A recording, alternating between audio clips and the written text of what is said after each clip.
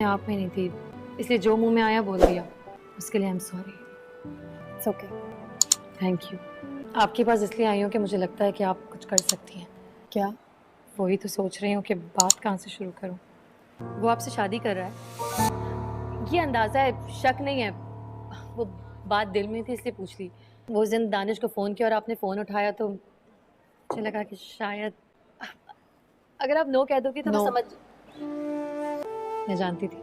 पता है हम दोनों की लव मैरिज हुई थी। पहले मैं भी उसी की तरह सोचती थी, लेकिन बाद में कुछ गलतियां हो गई मुझसे।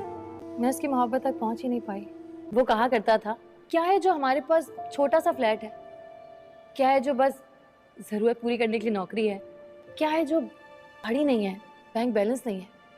मेरे पास तो तुम हो महविश, मुझे इससे ज्यादा किसी चीज की जरूरत ही नहीं है। आपकी क्लास तो नहीं थी? नहीं नहीं, क्लास होती तो मैं डेफिनेटली क्लास ख़त्म करके आपसे मिलती। हाँ, तो मैं कह रही थी कि मैं उसकी इतनी ज्यादा मोहब्बत पर बिलीव ही नहीं कर पाई। ये तो आज सोचती हूँ कि वो इतना कुछ होने के बाद भी मुझे रोकना क्यों चाहता था।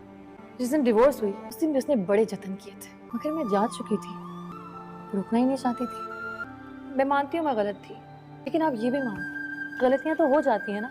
मैं ये नहीं मानूंगी। मैं शादीशुदा लड़की को ऐसी गलती की इजाज़त नहीं देती, और एक माँ को तो बिल्कुल भी नहीं। माँ अगर ऐसी गलती करे तो उसे गलती नहीं कहूँगी, गुनाह कहूँगी।